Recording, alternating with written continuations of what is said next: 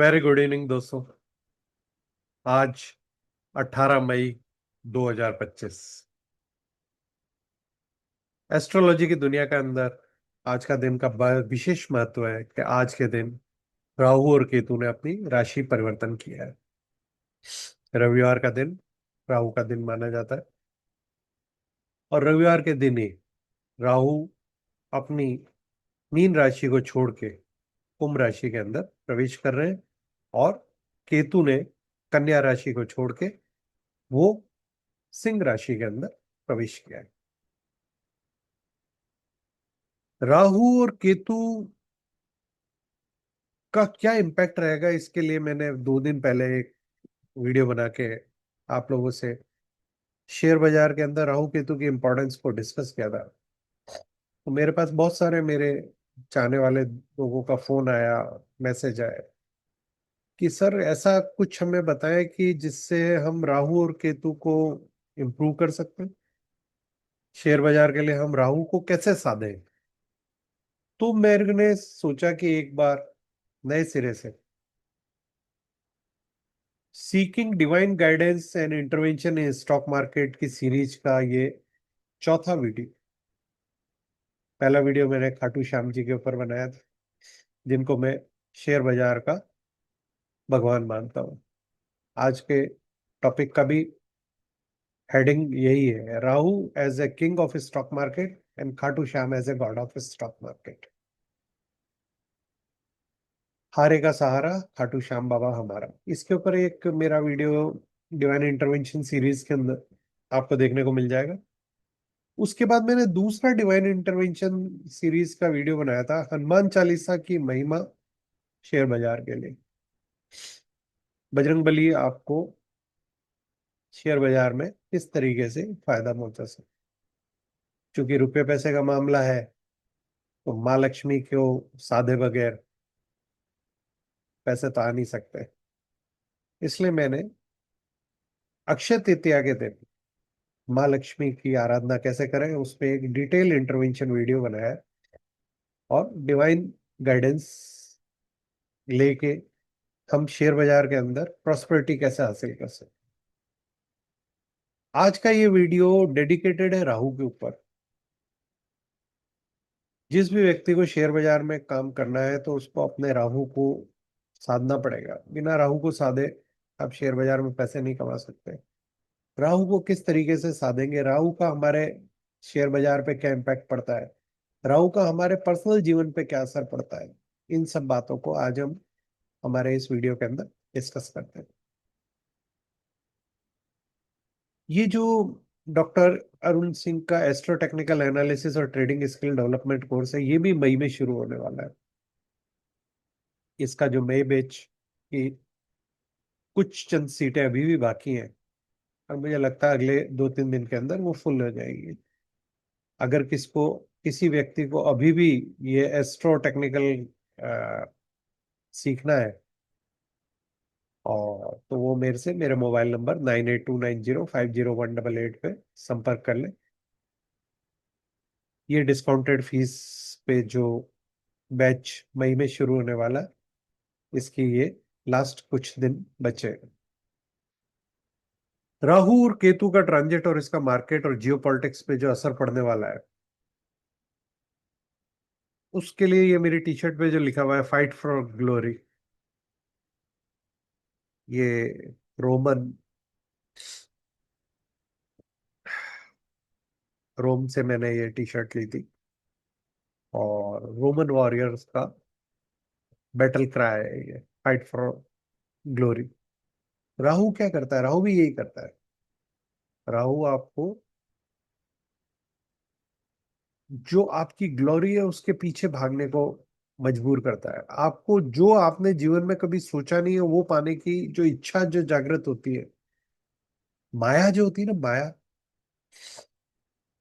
अगर हम सनातन अध्यात्म को देखें तो हमारे सनातन अध्यात्म में जो आत्मा है वो ब्राह्मण है और जो शरीर है वो बॉडी है, जो कि एस्ट्रोलॉजी की कुंडली के अंदर लगन से डिनोट होती है। और जो आत्मा का कारक है वो सूरज है और जो मन होता है उसका कारक है चंद्रमा। जो मन है उसका अंग्रेजी में कोई वर्ड नहीं है दोस्तों। मेडिकल साइंस में ऐसा कोई वर्ड नहीं है कि मन क्या होता है। मन को इंग्लिश लिटरेचर ने डिफाइन ही नहीं कर रखा है। वो मन को इमोशन और ब्रेन से कंफ्यूज करते रहते हैं। मेडिकल साइंस भी उसी को कंफ्यूज करती रहती है। जो मानसिक बीमारियां हैं उसको हम लोग ब्रेन से ढूंढते हैं और उसका इलाज ब्रेन में करने की कोशिश करते हैं, जबकि वो मन के कारण है, और मन का इलाज बिना चंद्रमा को ठीक किए नहीं हो सकता। राहु और केतु सूरज और चंद्रमा को अफेक्ट करते हैं हमारे शरीर में। सूर्य ग्रहण में क्या माना जाता है? सूरज को राहु ने डस लिया है। चंद्र ग्रहण में क्या माना जाता है? केतु ने चंद्रमा को डस लिया।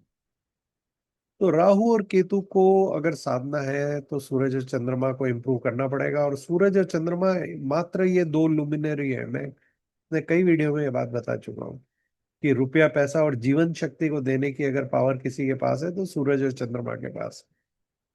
आइए दोस्तों, अपन इस वीडियो को आगे बढ़ाते हैं। सूरज और चंद्रमा, राहु और केतु, ग्रह नक्षत्र, और हम इस राहु को शेयर बाजार में धन अर्जन के लिए कैसे सिद्ध कर सकते हैं। राहु केतु का ट्रांजिट का ग्लोबल मार्केट और जियोपॉलिटिक्स पे मैसिव इफेक्ट पड़ा, क्योंकि ये 18 महीने बाद में ये चेंज करते हैं। अब की बार राहु ने क्या किया है? कुंभ राशि के अंदर प्रवेश किया है।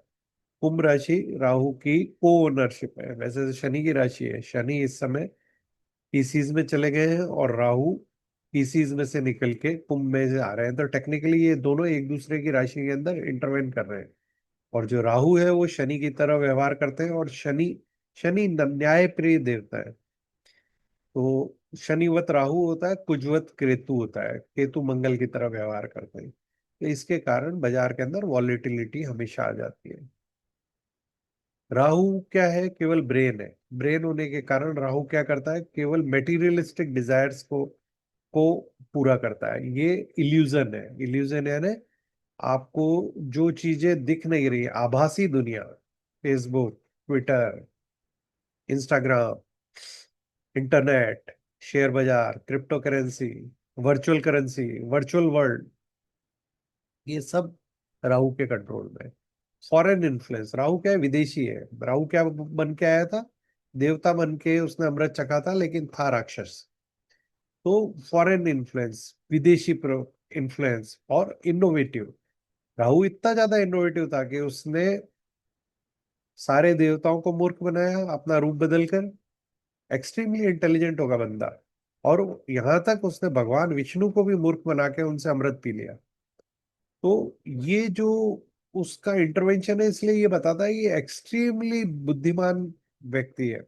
और अमृत पीने के बाद में इसके अंदर एक्सट्रीम पावर्स आ गई है, और इसकी अकेले की पावर पावर बाकी सारे ग्रहों की पावर से मिला लोगे उससे बराबर है। केतु क्या है? केतु का सर कट गया है। तो सर कट गया है तो उसके पास में कोई भी इनपुट नहीं है। ना आंख है, ना नाक है, ना जीभ है, ना कान है। तो उसके पास एकमात्र टच बचा है। वो हर चीज को टच करता है, और जिसको टच करता है उसको स्टिमुलेट कर देता है। केतु बेसिकली स्टिमुलेटर है। और लेकिन चूंकि इसके पास में कोई भी इनपुट ज्ञानेंद्रियों का नहीं है, तो इसलिए वो स्पिरिचुअल डिटैचमेंट करता है। और केतु को देवता माना जाता है, राहु को राक्षस माना जाता है। तो केतु क्या करता है? डिटैचमेंट है। वो स्पिरिचुअलिटी की तरफ ले जाता है। धर्म ध्वजा का कारक है ये। और ये हिंदू सनातन धर्म की धर्म ध्वजा को ऊंचा ले जाएगा।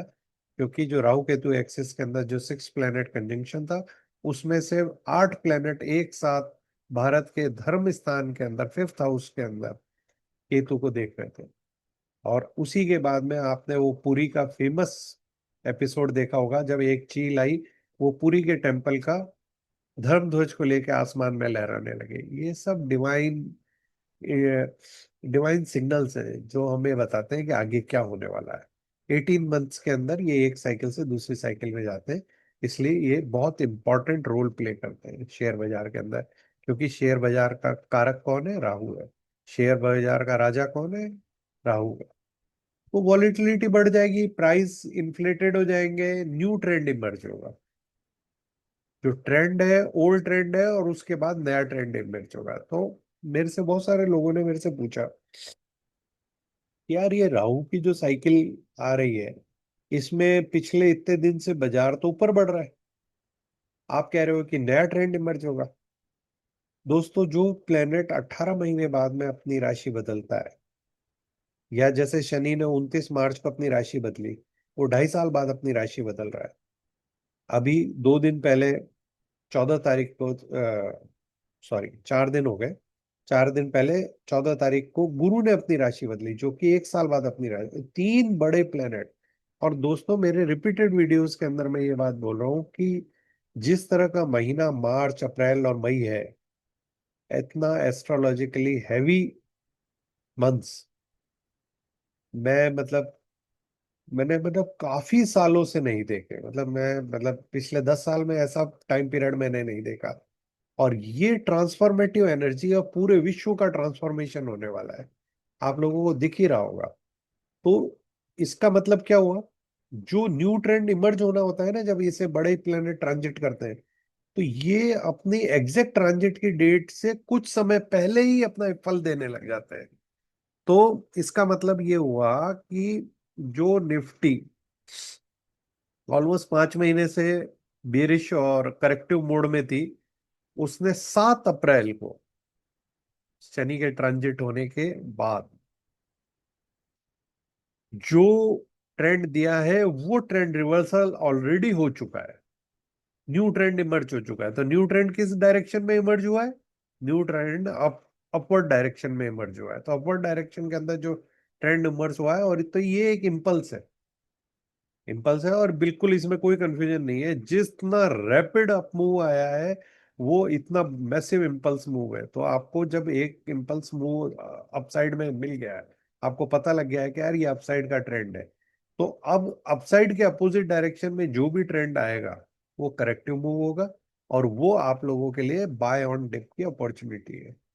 मैंने अपने इस वीकेंड एनालिसिस वीडियो के अंदर जो निफ्टी का और बैंक निफ्टी का वीकेंड एनालिसिस वीडियो मैंने फ्राइडे को दिया है, उसमें निफ्टी का 27,000 का टारगेट दिया है, और बैंक निफ्टी का 63,000 का टारगेट दिया है। 7,500 पॉइंट की बाय कॉल बैंक निफ्टी के अंदर है, और ऑलमोस्ट 2,000 पॉइंट की निफ्टी के अंदर बाय कॉल है।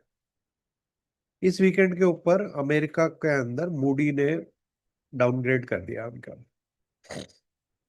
बहुत सारे चाहने वाले दोस्तों का मेरे पास फोन आया कि सर, मंडे को ब्लैक मंडे हो जाएगा, बाजार बहुत नीचे गिर जाएगा। मैंने, अगर नीचे गिर जाता है तो ऐसा नहीं है कि नहीं गिर सकता है, गिर तो सकता है, और गिरेगा तो तुरंत बाय कर लेना। It is a buy on dip opportunity, और आपको ऐसी अपॉर्चुनिटी जब भी मिलेगी इस बाजार के अंदर बाय एंड डिप की, तो आपको बाय करना है। क्यों बाय करना है? क्योंकि बाजार का ट्रेंड अप है, उसके अंदर क्लियर कट अप ट्रेंड है। तो आपको ये राहु आपको आसमान छुआएगा। जहां तक आप सोचोगे,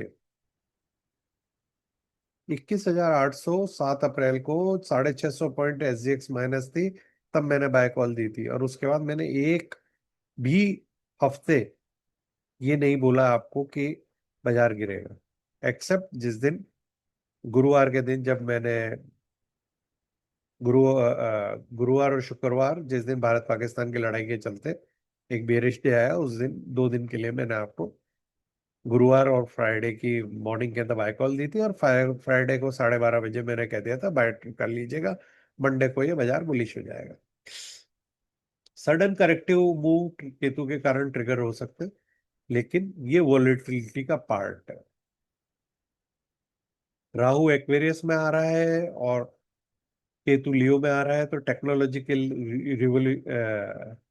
रिवोल्यूशन हो सकते हैं इसके अंदर। AI, डिफेंस के अंदर टेक्नोलॉजी और सर्विलेंस सिस्टम्स, ड्रोन्स, राडार, इन सब का, टेक्नोलॉजी की जिसमें भी टेक्नोलॉजी आ जाएगी ना, वो सब चीज, और जो भी इनोवेटिव है, उसके अंदर आपका काम हो जाएगा। चाहे आप इसको स्टेम सेल ले लो, चाहे आप कोई भी इनोवेटिव टेक होनी चाहिए। इवन जो ह्यूमनॉइड रोबो है, वो भी ये हमारा राहु कंट्रोल करता है। Social movements, tag coordinated mass protest, disruption of the global alliance, जैसे वो थी ना गल्फ के अंदर स्प्रिंग, गल्फ स्प्रिंग मूवमेंट था जिसके अंदर वो मिडिल ईस्ट के अंदर लोबा कर रहे थे। इसी तरह से भारत के अंदर जिस तरह से ये अ, किसान आंदोलन के अंदर वो था, या शाहीन बाग हो रहे थे, इस टाइप के सोशल मूवमेंट्स के होने के और डिस्ट्रप्शन होने की संभावना बढ़ा देता है। लीडरशिप के अंदर चेंज, केतु लियो के अंदर होता है तो डिटैच कर देता है लीडर को कि यार ये मैं बहुत ये जो कुछ हो रहा है इसके बाद नहीं हो। तो ये जो चेंज है ये चूंकि 18 महीने रहेगा, मेरे को लगता है कि इस चेंज के चलते कहीं ऐसा ना हो कि भारत के प्रधानमंत्री नरेंद्र मोदी एक सक्सेसफुल प्रधानमंत्री कैरियर को बीच में छोड़ के डिटैच होके वो रिजाइन करें और भारत के अगले राष्ट्रपति की तरह हमें मेंटर की तरह वो सर्विसेज दे। और अगला प्रधानमंत्री जो कि मैंने एक नरेंद्र मोदी पे आज एक विशेष एस्ट्रो एनालिसिस वीडियो डाला था, उसमें भी ये बात बताई थी कि भारत का अगला राष्ट्रपति और उसके बाद भारत का अगला राष्ट्रपिता, father of nation, Narendra Modi होंगे, फादर ऑफ डेवलप्ड इंडिया। और योगी आदित्यनाथ नरेंद्र मोदी के बाद में प्रधानमंत्री पद के सबसे पावरफुल कैंडिडेट है। राहु केतु का जो ट्रांजिट है वो पूरे बाजार को बहुत बुरी तरह से इम्पैक्ट करेगा। जियोपॉलिटिकल इम्प्लीकेशन क्या है? भारत पाकिस्तान की वॉर हो रही है जो आपको दिख ही रहा है, पाकिस्तान का डिसइंटीग्रेशन होने वाला है, उसके टुकड़े टुकड़े होंगे और भारत की जियोपॉलिटिकल बाउंड्री बढ़ेगी। ये बात मैंने 29 मार्च को मेरा जो 6 प्लैनेट कंजंक्शन का जो वीडियो मैंने बनाया था उसके अंदर ये बात मैंने बताई थी। तब तो भारत पाकिस्तान की वॉर भी नहीं हुई थी, बलूचिस्तान वालों ने अपने आप को लिबरेट कर दिया, माँ हिंगलाज जागृत हो रही है और वो जगह देश के साथ में सनातन धर्म का परचम एक बार फिर लहराने वाला है। टेक्नोलॉजी वॉरफेयर, लीडरशिप का क्राइसिस, ग्लोबल लीडरशिप क्राइसिस करा रहा है। आप देख लो ना, ट्रम्प को बैक ट्रैक करना पड़ रहा है। पिछले 7 दिन में 4 बार बैक ट्रैक कर चुके हैं। उन्होंने कहा कि मैंने भारत पाकिस्तान के बीच में समझौता कराया, फिर उन्होंने बैक ट्रैक किया कि नहीं नहीं मैंने नहीं कराया, फिर उसके बाद में उन्होंने फिर कहा कि मैंने न्यूक्लियर वॉर रुकवा दी। तो इस तरीके से वो मल्टीपल, तो इससे क्या हो रहा है, उनकी उनके कहे हुए की लीडरशिप का क्राइसिस हो रहा है। जिस दिन उन्होंने अमेरिका के राष्ट्रपति बनाए तो उन्होंने कहा था 48 घंटे में यूक्रेन रशिया की वॉर रुकवा देंगे, आज तक नहीं रुकवा पाए। उसके बाद उन्होंने पूरे वर्ल्ड के अंदर टैरिफ वॉर शुरू करी और टैरिफ वॉर के अंदर अल्टीमेटली उनको अपना टैरिफ बैक ट्रैक करना पड़ा है। उन्होंने यूके के साथ में समझौता ट्रेड डील हो चुकी है, भारत के साथ में होने वाली है, चाइना के साथ होने वाली है और बाकी देशों को भी उसने 90 दिन का तो मॉनिटरियम दे ही रखा है और वो मॉनिटरियम आगे बढ़ने की तरफ अग्रसर है। अलायंस चेंज होते जा रहे हैं। जैसे आप ये देख लो क्लासिक, पहले क्या था, रशिया यूक्रेन में अमेरिका यूक्रेन को सपोर्ट कर रहा था। अब अब यूएसए ही रशिया को सपोर्ट करने लग गया, यूक्रेन के अगेंस्ट चला गया। ईयू के अंदर दो फाड़ हो गए हैं, उसमें से एक ग्रुप चाहता है कि वो यूक्रेन को सपोर्ट करे, एक ग्रुप चाहता है कि यूक्रेन को सपोर्ट नहीं करे। ब्रिक कंट्रीज के अंदर अपना एक अलग ही कोलिशन बना के वो लोग अग्रसर हो रहे हैं आगे की तरफ। और आसूस और अदर कई मिडिल ईस्ट, जैसे India middle east European corridor बनने वाला है। तो इस तरीके से आपने इसराइल का भी एक बड़ा इंटरेस्टिंग सा चल रहा है। क्या चल रहा है सर, कि जो गाजा है ना, उसको अमेरिका को वो दे के वहां पे एक मॉडर्न टूरिस्ट सिटी बनाना चाह रहे हैं कि अमेरिकन टूरिस्ट हब बन जाएगा वो। और जितने भी गाजा के अंदर पैलेस्टीन से रह रहे हैं उनको या तो इजिप्ट, सीरिया या लीबिया के अंदर बसाने के प्लानिंग चल रही है। मॉडर्न कन्फ्लिक्ट क्या है? प्रॉक्सी वॉर्स है। जैसे पाकिस्तान और भारत की जो लड़ाई थी उसके अंदर शॉर्ट टैक्स से भी लड़ाई हुई और भारत ने उनके कई ठिकाने इंक्लूडिंग परमाणु ठिकानों को उड़ा दिया। तो ये हाईटेक जो लड़ाइयाँ चल रही हैं ये सब राहु का करा धरा है। Mass awakening and manipulations, truth and corporations जो है ये ह्यूमैनिटी का हायर पोटेंशियल है इस ट्रांजिट के अंदर। Equality and justice middle path है इसके अंदर, ये कॉन्शियस चॉइस है। और इल्यूजन एंड ईगो वॉर जो चल रही है ये लोअर मैनिफेस्टेशन है राहु केतु की। तो आप इसके अंदर हर चीज में देखेंगे ग्रीड एंड फियर के बीच में हमारे शेयर बाजार जूझते रहेंगे। Grid is not a financial issue, it is a heart issue, दिल से होती है। क्योंकि ग्रीड ग्रीड तो तब होगी ना जब आपके पास ऑलरेडी पैसा होगा, और पैसे की चाह के अंदर आप गलतियां करते हो। इंडियन स्टॉक मार्केट का आउटलुक क्या है? टेक एंड इनोवेशंस में बुलिश है, specially those who are dealing in the artificial intelligence, telecom and digital infrastructure. और जो सॉफ्टवेयर या चिप्स के अंदर बनाने की जो कंपनियां हैं, उनके अंदर इसके अंदर बहुत ज्यादा ग्रोथ होने की संभावना है। स्टार्टअप एंड यूनिकॉर्न्स, स्पेशली जो इन सेक्टर्स को फोकस करके अपने आप को नए, क्योंकि राहु क्या करता है, जीरो से हीरो बनाएगा, तो ये बहुत सारे लोग इसमें आएंगे। PSUs and government project, power decentralisation, या green energy, green hydrogen, green ammonia, या वाटर। वाटर इस बार का बड़ा इंपॉर्टेंट थीम रहेगी, क्योंकि मीन राशि के अंदर ये हुआ रिवर को ब्रिज करना, रिवर कनेक्टिविटी, इन सब के अंदर जो लोग काम कर रहे हैं उनको आपको अपना फोकस में रखना चाहिए। बियरिश सेक्शन क्या है? लग्जरी एंटरटेनमेंट के अंदर, क्योंकि केतु क्या करता है, लियो के अंदर आएगा ना, तो ये गवर्नमेंट स्पेंडिंग को थोड़ा सा कम करेगा, और ग्लैमर कम होने के जाएगा, जो सेलिब्रिटी एंडोर्समेंट कम हो जाएंगे। तो बॉलीवुड का हाल आपको दिख ही रहा है, क्रिकेट के अंदर आपको जो पहले जितना ग्लोरीफाइड था वो अब कम होता जा रहा है। ट्रेडिशनल बैंकिंग, पुरानी जो फाइनेंशियल इंस्टीट्यूशन है वो डिस्ट्रप्शन फेस करेंगे। तो न्यू न्यू बैंकिंग कौन कर रहा है? नई बैंकिंग के अंदर सबसे बड़ा नाम है जियो, जियो फाइनेंस। तो जियो फाइनेंस को आप ट्रैक कर सकते हो। इवन पूना वाला भी बहुत अग्रेसिवली मार्केट कर रहा है। इस तरीके के जो शेयर्स हैं जो अपने आप को नए तरीके से ग्रो कर रहे हैं, न्यू इनोवेटिव सेक्टर्स को फोकस कर रहे हैं, उनके अंदर आपको देखना चाहिए कि ये इंपॉर्टेंट है। वॉलेटिलिटी की वार्निंग है, क्यों है? क्योंकि राहु केतु क्या करते हैं, वॉलेटाइल होते हैं। प्रधानमंत्री नरेंद्र मोदी के ऊपर भी राहु केतु ट्रांजिट का बहुत मैसिव इफेक्ट पड़ेगा। मैंने आपको पहले ही बता दिया, अथॉरिटी चैलेंज करेंगी। केतु लियो में है, तो राजा क्या करेगा, करिश्मेटिक लीडरशिप हो जाएगी। एकदम नई ऊंचाइयों पे अगले 18 महीने में नरेंद्र मोदी पहुंच जाएंगे, और सनातन धर्म ध्वजा को ऊंचा पहुंचाएंगे। मेरा मानना है कि इतने ऊंचाई पे पहुंचने के बाद में वो टॉप से अपने आप को रिटायर करेंगे, और सनातन धर्म ध्वजा को योगी आदित्यनाथ को सौंप के खुद भारत के राष्ट्रपति के मेंटरशिप के रोल में चले जाएंगे। स्पिरिचुअल रीडायरेक्शन हो गया, वो हिंदू सनातन धर्म का जो रिनेसेंस है उसको लीड करेंगे, और लीडरशिप की स्टाइल शिफ्ट हो जाएगी। ये अपने आप को behind the scene mentor like position में और इंटरनेशनल इवेंट को फोकस करेंगे। क्यों करेंगे? क्योंकि राहु क्या होता है, राहु विदेशी है। Foreign policy sorry, foreign policy will be govern by Narendra Modi, क्योंकि नरेंद्र मोदी को इस समय भारत पाकिस्तान के अंदर की जो लड़ाई का नेक्स्ट टाइम है, नेक्स्ट टाइम मेरे हिसाब से तो सितंबर में लड़ाई होगी, उससे पहले नहीं होगी। जब अगला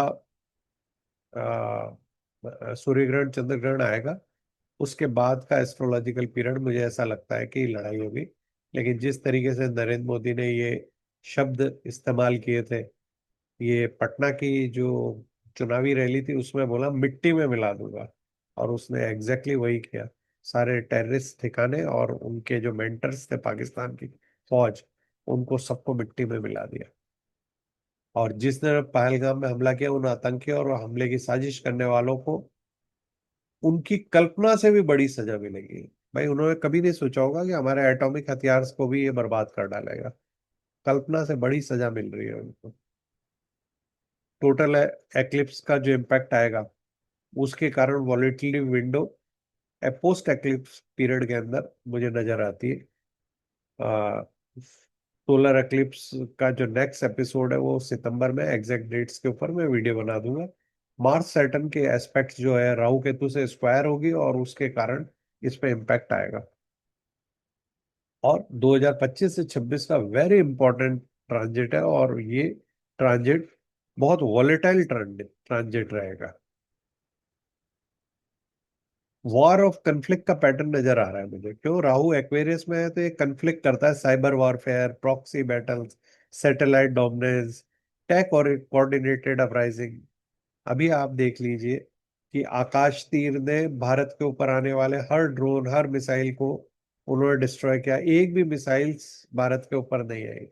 हम लोग हमारे जो भारत के इस आयरन ड्रोन ड्रोन को, आयरन डोम को देखा, और जिसने हमें भारत को प्रोटेक्ट करके रखा। ये क्या है? ये एक तरह का advance tech coordinated defence system है। और भारत की मिसाइलों ने 1 मीटर के प्रिसीशन के ऊपर जो किराना घाटी है, उसके जो एटॉमिक हथियारों की जो गेट है, जहां से टनल थी, उन गेट्स के ऊपर 1 मीटर के प्रिसीशन के ऊपर जाके स्ट्राइक किया। तो ये सब चीजें बताती है कि ये सब राहु का माया है। ये जो करेंसीज वॉर जो हो रही है उसको देखेंगे, क्रिप्टो करेंसी और वर्चुअल करेंसी का दिन आने वाला है, क्योंकि राहु क्या करता है? क्रिप्टो करेंसी का मालिक। राहु केतु के ट्रांजिट की टाइमलाइन को हम देखेंगे तो वॉलेटिलिटी बढ़ती जाएगी, और एक्लिप्स के फेज के अंदर सबसे ज्यादा वॉलेटाइल पीरियड रहेगा। आर्टिफिशियल इंटेलिजेंस, रोबोटिक्स और हाईटेक टेक्नोलॉजी सेक्टर को राहु रिप्रेजेंट करता है। इंटरनेट का मालिक है, मीडिया का मालिक, आभासी दुनिया का मालिक है, वर्चुअल वर्ल्ड का मालिक है, क्रिप्टो करेंसीज को कंट्रोलिंग अथॉरिटी है। ग्लोबल लीडरशिप के अंदर भी क्राइसिस आएगा, और आप पूरे विश्व में कई लीडर्स का डाउनफॉल देखोगे। स्कैंडल्स जो होते हैं वो एक्सपोज हो जाएंगे। एक स्कैंडल तो अभी भी यही चल रहा है कि अमेरिका में डोनाल्ड ट्रंप को कतर के राजा ने जो बोइंग का हवाई जहाज गिफ्ट किया है, वो एक तरह की ब्राइब मानी जा रही है। तो ये सब चीजें आपको राहु केतु का इम्पैक्ट ग्लोबल लेवल पे देखने को मिल रहा है। हेल्थ इश्यूज, कई लीडर्स की हेल्थ, अनएक्सपेक्टेड हेल्थ चैलेंज जो होंगे उसके कारण गवर्नेंस के ऊपर इशू आ सकता है। और रिगीम चेंजेस कई कंट्री के अंदर आपको देखने को मिलेगी। तो पाकिस्तान उसके अंदर चूंकि डिसइंटीग्रेशन होने की पूरी संभावना है, क्योंकि उनके हानि भाव के अंदर 6 प्लेनेट का कंजंक्शन था। तो भारत के लाभ भाव में 6 प्लेनेट कंजंक्शन था, इसलिए वहां भी रिगीम चेंज हो सकती है, बांग्लादेश में रिगीम चेंज हो सकती है। और हम अगर हमारी जियो पॉलिटिकल बाउंड्रीज को देखें तो हमारी जियो पॉलिटिकल बाउंड्री देश के चारों तरफ कहीं भी बढ़ सकती है। Artificial intelligence, defence, space and surveillance system एक बार फिर राहु के कंट्रोलिंग वो है। इन्वेस्टमेंट स्ट्रेटजी क्या रखनी चाहिए? डाइवर्सिफाई करना चाहिए। किसी एक बास्केट में सारे अंडे नहीं डालने चाहिए, क्योंकि ये राहु केतु है, किसी भी दिन अपने आप को ऊपर से उठा के नीचे पटक देंगे। टाइमिंग की अवेयरनेस होनी चाहिए। बहुत बहुत वॉलेटाइल पीरियड होगा, तो इसलिए आपको अच्छी तरह समझ के, लर्न करके, अपने आप को टेक्निकल एनालिसिस और एस्ट्रो टेक्निकल्स के बारे में अगर आपको ज्ञान मिल सकता है, आप अगर कोर्स कर सकते हो, तो मेरी ये आप लोगों से सिंपल एडवाइस है कि आप अपने आप में इन्वेस्ट करें, अपने आप के नॉलेज करें, क्योंकि खुद को प्राप्त किया हुआ ज्ञान कभी भी व्यर्थ नहीं जाता है। और रुपए पैसे शेयर बाजार के अंदर कमाना बहुत आसान है, लेकिन डिसिप्लिन होना चाहिए, आपको नॉलेज होनी चाहिए। बिना नॉलेज के तो आप गोलगप्पे की दुकान भी ढंग से नहीं चला पाओगे, एक सब्जी की दुकान या फ्रूट की दुकान आप सक्सेसफुली नहीं चला चाहोगे। तो आप कैसे मान सकते हो कि शेयर बाजार के अंदर आप करोड़ों रुपए कमाने की बात कर रहे हो और आप उसके बारे में पढ़ाई नहीं करना चाहते हो? टाइमिंग की अवेयरनेस। टाइमिंग की अवेयरनेस क्यों है? क्योंकि भाव भगवान छे और समय बलवान छे। अगर भाव प्राइस अल्टीमेट ट्रुथ है, तो ये तभी मूव करता है जब उसका समय आता है। तो टाइम ट्रेडर की तरह अपने को होना चाहिए, तभी हमें को पता पड़ेगा क्या है। और टाइम कैसे पता पड़ेगा आपको? या तो टाइम साइकिल के ऊपर मास्टरी होनी चाहिए, या आपको एस्ट्रोलॉजी आनी चाहिए। सेक्टर रोटेशन होगा, क्योंकि जो पुराने जो ओल्ड हॉर्स है वो सब थोड़े दिन बाद में डाउनफॉल शुरू हो जाएगा उसके अंदर। और जो नए इनोवेटिव स्टॉक्स हैं उनके अंदर ग्रोथ आएगी। वॉलेटिलिटी के लिए अपने आप को प्रिपेयर रखना चाहिए।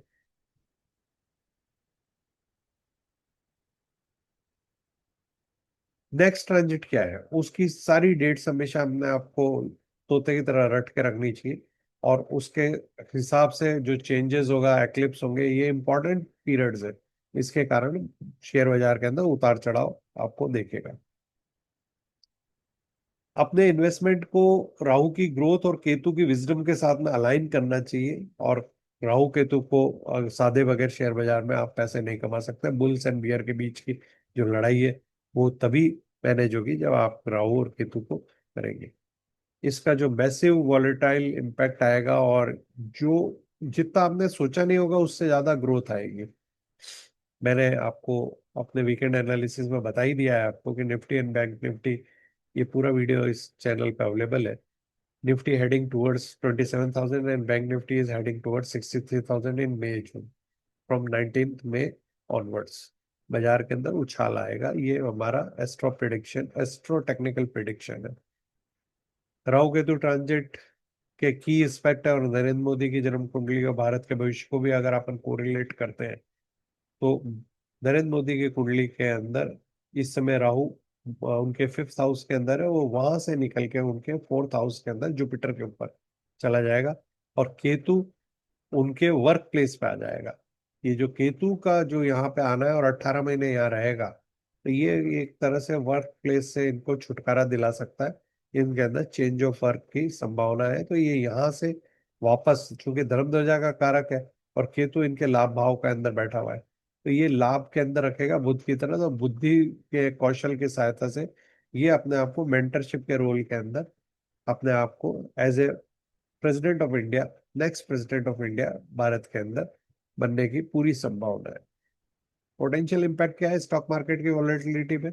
बहुत वॉलेटाइल रहेगा, बहुत फ्लक्चुएशन रहेगा, और आपको हमेशा लगेगा, मैं आपको बता रहा हूँ, 7 अप्रैल से, जिस दिन से मैंने बाय कॉल दी थी कि बाजार के अंदर बाजार एक तरफा भाग रहा है, और जितने लोगों ने बाय नहीं किया था वो सब बैठ के इंतजार कर रहे हैं। मेजोरिटी ऑफ रिटेल इन्वेस्टर्स जिन्होंने गया वो आज भी डरा हुआ है। आज भी वो नए सिरे से बाय करने को तैयार नहीं है। क्यों नहीं तैयार है? क्योंकि उसको लगता है यार कि 21,800 से 22,800, 23,800, 24,800, 3,200 पॉइंट की एक तरफा तेजी हो चुकी है। अब तो बाजार गिरना चाहिए, लेकिन यहां से 2,000 पॉइंट और बढ़ेगा बाजार, तो कितने पॉइंट की हो जाएगी? 5,200 पॉइंट की तेजी हो जाएगी। 5,200 पॉइंट की तेजी में वो यही इंतजार करता रहेगा कि यार ये बाजार बहुत ज्यादा बढ़ गया है, बाजार बहुत ज्यादा बढ़ गया है। क्योंकि बाजार, मीडिया, राहु क्या करेगा, इल्यूजन करता है ना, तो वो आपको सच की तरफ की इंफॉर्मेशन देने का तैयार ही नहीं होगा। वो तो आपको डरा के रखेगा। मीडिया इस तरह की न्यूज़ें प्लॉट करती रहेगी कि आप कुछ ना खरीद सको। आज मैं एक बड़ा इंटरेस्टिंग सा एक मैंने ट्वीट देखा। उस ट्वीट के अंदर आईसीआईसीआई सिक्योरिटी ने 1 साल पहले और उसके बाद 6 महीने पहले डिफेंस सेक्टर को इतनी नेगेटिव रेटिंग दी थी कि 70% की बिकवाली की घोषणा करी। और कहाँ पे बाजार पहुंच गया, डिफेंस के शेयर्स कहाँ पहुंच गए, वो आज हर आदमी देखने को तैयार। जिन लोगों ने मेरा दिवाली के जो 10 इन्वेस्टमेंट स्टॉक्स मैंने मूरत ट्रेडिंग के हिसाब से दिए थे, उसके अंदर मैंने आपको बताया था कि मेरा डिफेंस में बहुत स्ट्रांग फोकस है।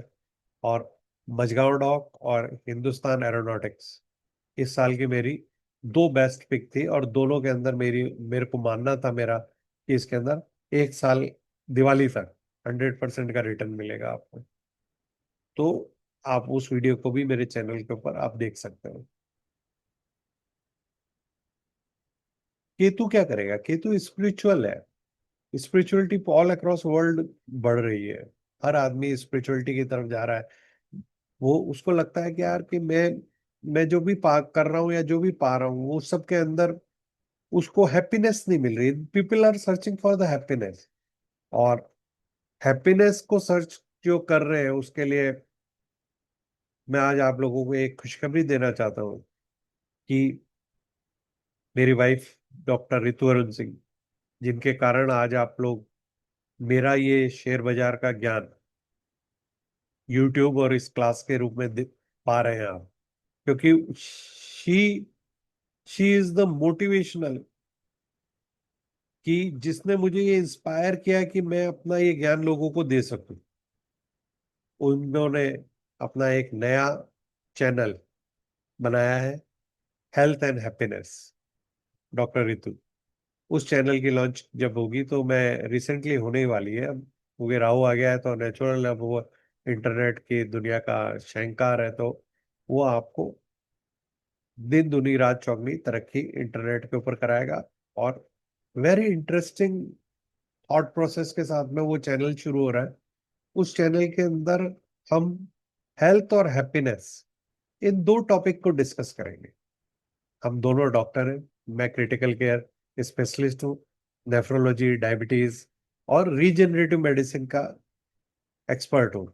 मेरी madam doctor Ritu Arun Singh human physiology medical college में पढ़ाया है, और उसके बाद उन्होंने अपना पूरा जीवन रिसर्च को और इंटीग्रेटेड मेडिसिन को समर्पित किया है। तो वो आयुर्वेद और योगा, प्राणायाम और आप अपने जीवन में खुशी कैसे प्राप्त करें, उसके ऊपर उन्होंने रिसर्च किया। और उनकी ये रिसर्च को वो, मैंने उनको भी यही बोला, मैंने कहा आप अपनी ये रिसर्च भी दुनिया के साथ शेयर कर लो। तो हम दोनों मिलके उसके अंदर हेल्थ और हैप्पीनेस को डेडिकेटेड एक नया यूट्यूब चैनल शुरू करने वाले हैं। अगर आप लोगों को हमारा ये आइडिया अच्छा लगता है तो एक कमेंट के अंदर उस नए चैनल के लिए हमें शुभकामनाएं जरूर दें। राहु केतु ट्रांजिट का जियोपॉलिटिकल इवेंट्स के अंदर जियोपॉलिटिकल टेंशन बढ़ती जा रही है, ट्रेड वॉर्स आपके सामने दिख रहा है, और डिप्लोमेटिक, मतलब कई डिप्लोमेटिक मतलब चेंजेस हो रहे हैं। आप ये देखो, भारत ने शशि थरूर को अमेरिका भेजा है, ठीक है। भारत ने असदुद्दीन ओवैसी को सऊदी अरेबिया भेजा है। कोई सोच सकता था क्या कि नरेंद्र मोदी की गवर्नमेंट इन व्यक्तियों को चुन चुन के विदेश में भेजेगी कि पाकिस्तान के खिलाफ हमारा जो डिप्लोमेटिक मिशन है उसको ये लोग लीड कर रहे हैं। Navigating the market in 2025 A holistic approach required है। एस्ट्रोलॉजिकल इंसाइट होनी चाहिए आपको। बिना एस्ट्रो टाइम को अंडरस्टैंड किया आप इस साल तो बाजार के अंदर की उठा पटक जो इतनी है, उसके अंदर आप हमेशा कभी भी रॉन्ग साइड के अंदर ट्रैप हो सकते हो।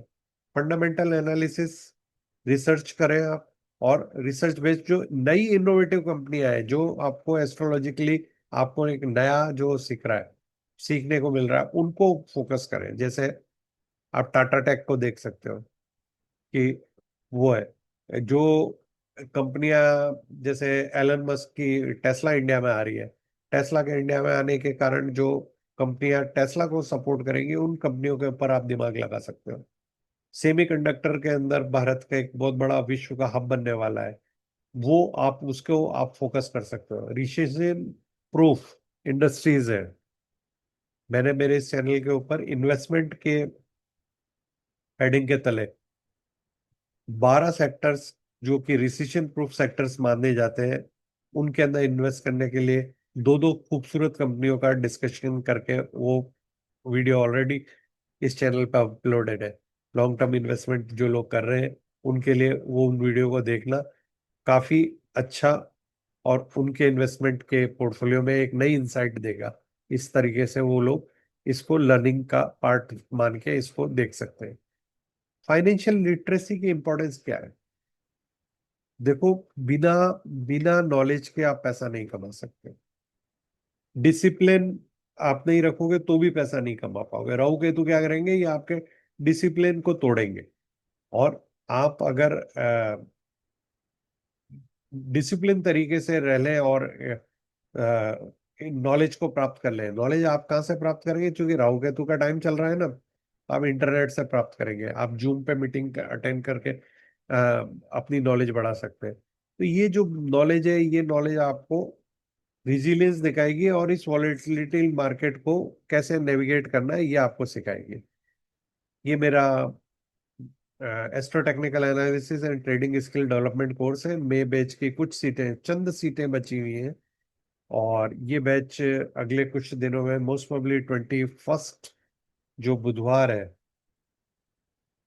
उस दिन शायद शुरू होने वाला, अगर या वीकेंड के ऊपर। अभी डेट हमने फाइनली डिसाइड नहीं करी, इसकी जन्म कुंडली बनानी पड़ेगी इस इवेंट को। उसके बाद में ये डेट डिसाइड करेंगे कि मैं इसको शनिवार से शुरू करूं या बुधवार से शुरू करूं। तो अगर किसी व्यक्ति को इस कोर्स के अंदर इंटरेस्ट है तो मेरे मोबाइल नंबर 9829050188 पे मुझसे संपर्क कर सकता है। राहु केतु ट्रांजिट का लॉन्ग टर्म इन्वेस्टमेंट पे क्या फर्क पड़ता है? ये एक चूंकि ट्रांसफॉर्मेटिव एनर्जीज है ना, तो नया जो ट्रांसफॉर्म करेंगे उस उसके अंदर फोकस करना है हमें कि ये ट्रांसफॉर्मेशन किस डायरेक्शन में हो रहा है। तो जिस डायरेक्शन में ट्रांसफॉर्मेशन हो रहा है उसको हमको फोकस करना है। की टेकवे नेक्स्ट स्टेप क्या है?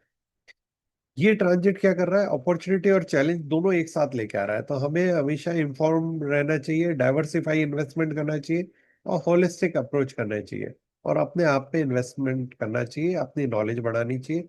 बिना पढ़े आप शेयर बाजार के अंदर किसी भी किस्म का इन्वेस्टमेंट करेंगे तो आपको हमेशा नुकसान होगा। जुपिटर, भाई राहु केतु के बीच में ये जुपिटर कैसे आ गया? जुपिटर इसलिए आ गया कि जुपिटर जेमिनी के अंदर आया है। इसमें 14 मई को जेमिनी में आया है। इस समय ये कम्युनिकेशन और इंटेलेक्ट को बढ़ावा दे रहा है। विजडम का कारक है जुपिटर। स्पेशली मिथुन राशि वालों के लिए बहुत अच्छा पीरियड शुरू होगा क्योंकि लगन के अंदर उनके आ रहा है। और ये टेलीकॉम स्टॉक्स और एजुकेशनल स्टॉक्स को बढ़ावा दे सकता है। ये इंपॉर्टेंट है कि ये अगले महीने की 14 तारीख को आद्रा नक्षत्र में चला जाएगा। आद्रा नक्षत्र का मालिक राहु है। अभी ये मृगशिरा में है जिसका मालिक मंगल है। जैसे ही जुपिटर आद्रा नक्षत्र में जाएगा तो ये जुपिटर और राहु मिलके गुरु चांडाल योग बनाते हैं। तो गुरु चांडाल योग बनाएंगे तो ये वॉलेटिलिटी को बढ़ावा देगा और आपको बाजार के अंदर एक्सट्रीम लेवल ऑफ वॉलेटिलिटी देखने को मिलेगी।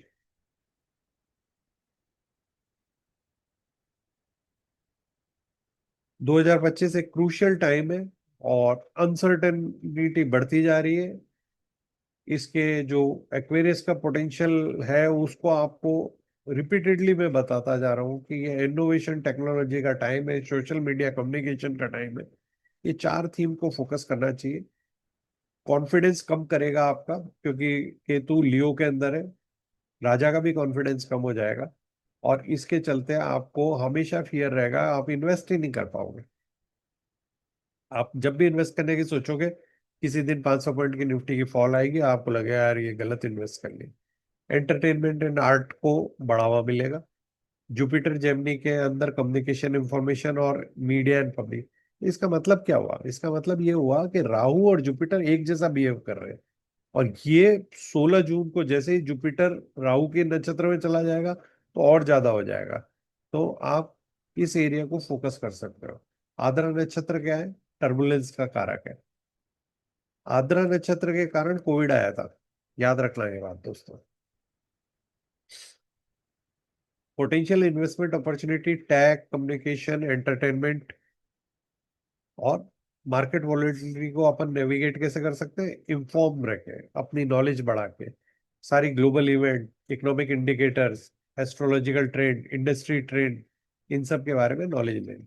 डाइवर्सिफाई करेंगे अपने इन्वेस्टमेंट को वेरियस सेक्टर्स के अंदर।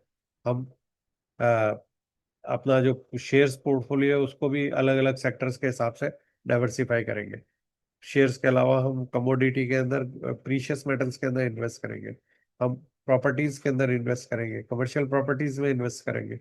उसके अलावा हम क्रिप्टो करेंसीज के अंदर इन्वेस्ट करेंगे क्योंकि राहु केतु क्रिप्टो के कारक है और क्रिप्टो करेंसी के अंदर मैसिव अप ट्रेंड देखने को मिल सकता है। Next step, monitor the market and consult the expert. आप बाजार को क्लोजली वॉच करें, अपनी स्ट्रेटजी अपने अपने आउटकम और अपने गोल के हिसाब से बनाना चाहिए। अगर आप 20% का ही रिटर्न चाहते हैं तो आपको डे ट्रेडिंग कभी नहीं करनी चाहिए। अगर आपका आपके रिटर्न की एक्सपेक्टेशन 25% है तो आपको कैश के शेयर्स खरीदने चाहिए और आराम से बैठ के स्विंग ट्रेडिंग का मजा लेना चाहिए। अगर आपकी एक्सपेक्टेशन बहुत कम है तो आपको कभी, प्रॉब्लम क्या है? प्रॉब्लम ये है कि लोगों की एक्सपेक्टेशन है 25% की।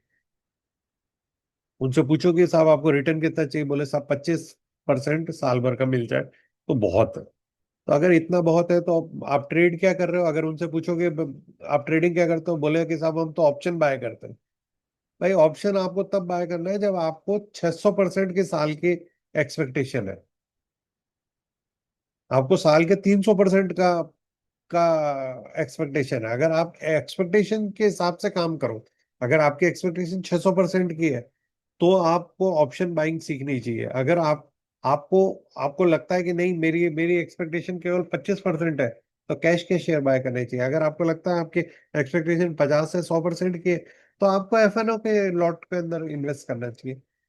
आप जो मिस कैलकुलेशन, जो मिस इंफॉर्मेशन है, उनके चलते आपको बाजार के अंदर क्या करना है यही समझ में नहीं आता है। तो आपको एक कंसल्टेशन एक्सपर्ट के साथ, कोई भी हो सकता है, मैं ये नहीं कह रहा कि आप मेरा ही कोर्स ज्वाइन करें, लेकिन आप किसी भी एक्सपर्ट के साथ में, फाइनेंशियल एक्सपर्ट के साथ मिलके, किसी एस्ट्रोलॉजर के साथ मिलके अपनी पर्सनल जन्म कुंडली को भी दिखाएं, और एस्ट्रोलॉजिकल डेट्स के हिसाब से अपना ट्रेडिंग का वो करें। अब मैं इस आज के टॉपिक के सबसे इंपॉर्टेंट 3 स्लाइडों के ऊपर आ रहा हूँ। ये 3 स्लाइड है उस हर व्यक्ति के लिए बहुत इंपॉर्टेंट है। और ये जो मेरे पिछले 20 साल का जो अनुभव है, उसके आधार पे मैंने ये पाया है कि बिना राहु को साधे आप शेयर बाजार के अंदर पैसे नहीं कमा सकते। राहु को साधने के 3 उपाय हैं। तीनों उपाय मैंने आपको बता दिए। सबसे पहला उपाय है, सबसे आसान उपाय है ये, कि आप खाटू श्याम बाबा की पूजा करें। खाटू श्याम बाबा को मैं राहु का ही दूसरा रूप मानता हूँ, और सबसे आसान है इनकी पूजा करना। हारे का सहारा है, और आपको किसी भी हारी हुई पोजीशन से आपको निकाल सकते हैं। जयपुर के पास में खाटू श्याम जी का टेम्पल है, और इस टेम्पल के अंदर लाखों लोग अपनी मान्यता लेके जाते हैं, और वहां पे ध्वजा चढ़ाते हैं। ध्वजा चढ़ाते हैं, ये भी बड़ा इंटरेस्टिंग है। मेरे को नहीं लगता कि बहुत सारे खाटू श्याम भक्तों को ये बात पता होगी कि लोग वहां पे ध्वजा चढ़ाते हैं। ध्वजा क्या होता है? ध्वजा केतु का कारक है। खाटू श्याम बाबा में केवल सिर है, वहां राहु है। तो राहु को वो लोग ले जाके एक तरह से केतु प्रोवाइड करते हैं, उनको पूर्ण करते हैं। जब जब वो ध्वजा लेके बंदा पैदल चलता चलता है, खाटू श्याम बाबा के जयकारे लगाते हुए मंदिर तक पहुंचता है, तो खाटू श्याम क्या कहते हैं? अच्छा, ये मेरे लिए केतु को लेके आया, मेरा पूरा शरीर को कंप्लीट कर रहा है, जा इसकी सारी इच्छाएं कंप्लीट करता हूं मैं। तो कलयुग के अंदर जो देवता, जिसको अमरता प्राप्त है, जिसको भगवान श्री कृष्ण ने ये वरदान दिया हुआ है कि तेरी पूजा मेरे नाम से होगी, इसलिए खाटू श्याम जी की पूजा के अंदर भगवान श्री कृष्ण का नाम रखा जाता है। वरना राक्षस कुल के सदस्य को भगवान कृष्ण की तरफ पूजना, और चूंकि ये राक्षस कुल के में जन्म लिया है इन्होंने, तो आपको ये बात हमेशा से पता होगा कि अगर मान लो आपका गुरु गुरु है ना, जुपिटर जुपिटर या कोई गुरु या कोई अच्छा आदमी आप पे खुश होगा, तो वो आपको उतना फल नहीं देगा जितना एक माफिया डॉन आपके ऊपर खुश हो जाएगा। तो वो आपको जित जहां तक निहाल कर सकता है उतना कोई और नहीं कर सकता है। तो same status with the Khatu Shyam Baba से। तो मेरा एक बार फिर आप सभी को ये निवेदन है कि अगर आपको शेयर बाजार में काम करना है, तो आप खाटू श्याम बाबा की पूजा आराधना करें, और जय श्री श्याम, हारेगा सारा श्याम बाबा हमारा। इसके बाद अपन दूसरे सबसे बड़ा डेटी के पास चलते हैं, जो राहु को कंट्रोल कर सकता है। राहु राहु किससे डरेगा? राहु डरेगा भगवान शिव से। भगवान शिव से वो डरता है। शिव से भी स्पेशली शिव के जो दो बड़े रूप हैं, पहला रुद्रावतार, रुद्र महादेव, या दूसरा महाकाल भैरव। महाकाल भैरव और रुद्र अवतार जो शिव के हैं, उनको अगर आप पूजा करते हैं, तो आपको राहु से डरने की जरूरत नहीं है। एक राहु राहु पैठानी मंदिर मंदिर है हिमाचल के अंदर, जहाँ राहु की एज ए शिवलिंग पूजा होती है। ऐसे बहुत सारे हिंदुस्तान के अंदर आपको राहु के टेम्पल मिलेंगे, जहाँ राहु की पूजा शिवलिंग के रूप में होती है। तो शिव से राहु कंट्रोल होता है, तो शिव की आराधना अगर आप करोगे, तो आपको हमेशा फायदा मिलेगा।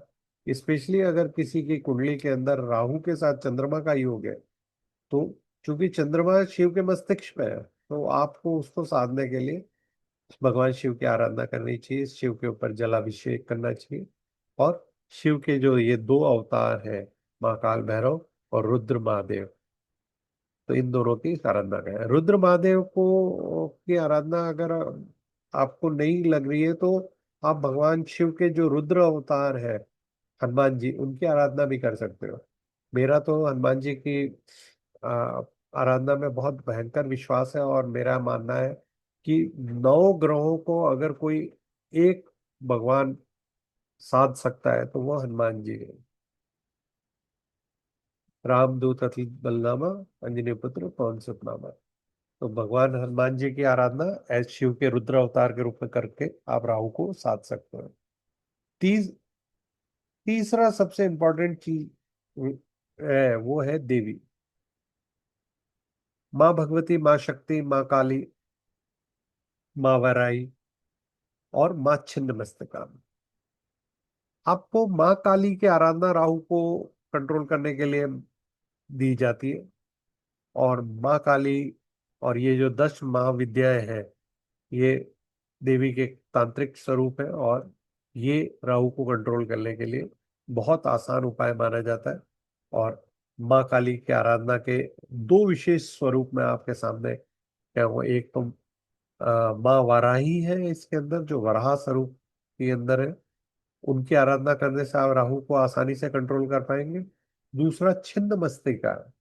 छिन्न मस्तिका को इसलिए क्योंकि माँ छिन्न मस्तिका ने अपनी जो योगिनी थी, जो कह रही थी कि माँ मुझे भूख लगी है, मेरी प्यास बुझाओ, तो उन्होंने अपना स्वयं का सर अपने खड़ग से काट लिया, और अपने रक्त से उन्होंने अपनी योगिनियों की प्यास बुझाई है। तो इसका मतलब है, आप सोचो कि ये किस लेवल की स्पिरिचुअलिटी है, कि अपने स्वयं के सर का दान किया इन्होंने अपने भक्तों की प्यास बुझाने के लिए। माँ छिन्न मस्तिका का मंदिर हिमाचल प्रदेश में चिंतपूर्णी के नाम से फेमस है। वहां पे आराधना करने से भी राहु की शांति मिल सकती है। ये एक इंटरेस्टिंग सा डेटी है। ये राहु के इस योग के कारण बहुत ज्यादा जागृत हो गई। ये माँ हिंगलाज है, बलूचिस्तान के अंदर। माता को के चरणों में मेरा प्रणाम है। इनका आप ये डेटी को देखेंगे तो आप इसको देख के भी पाएंगे कि ये केवल सर है, मस्तिष्क है। तो मस्तिष्क के कारण आप इसके अंदर है। तो आपको दो इंपॉर्टेंट चीजें मैंने बताई। पहला, हमारा हिंदू सनातन धर्म इतना ज्यादा प्रबल था कि जो हमारी जो मूल 3 पावर्स है, ब्रह्मा विष्णु महेश, उनकी आराधना मानव, दानव और देवता तीनों करते हैं। आपने हमेशा पाया होगा कि शिव जी ने शिव पुराण पढ़ेंगे, या कभी भी शिव जी का बारे में आप पढ़ेंगे, तो उन्होंने हमेशा राक्षसों को भी हमेशा खूब आशीर्वाद दिए। भोले भंडारी से जो मांगोगे वो हमेशा पूरा होगा। और ये जो तीनों ट्रिनिटी है, ब्रह्मा विष्णु महेश की, इन तीनों ट्रिनिटी की पावर को मिला के जब बिंदु से शक्ति का उद्गम हुआ, तो वो माँ भगवती कहलाई है, वो माँ तारा कहलाई है, वो माँ काली कहलाई है। और वो जो माँ है, वो इन तीनों से भी ज्यादा प्रबल शक्तिशाली है। तो राहु को कंट्रोल करने के लिए आपको भोलेनाथ की आराधना कर सकते हो, माँ भगवती की आराधना कर सकते हो, या आप साक्षात राहु के रूप में खाटू श्याम बाबा की आराधना कर सकते हो। इसी के साथ मैं आज के एपिसोड के अंदर माँ भगवती, भोलेनाथ और खाटू श्याम बाबा से प्रार्थना करता हूँ कि मेरे समस्त चैनल को देखने वालों को समस्त ऐश्वर्य और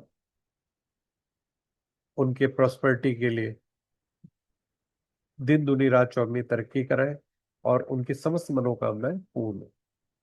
एक बार फिर आपका दोस्त, आपका होस्ट डॉक्टर अरुण सिंह आपसे विदा लेता है। शुभ रात्रि।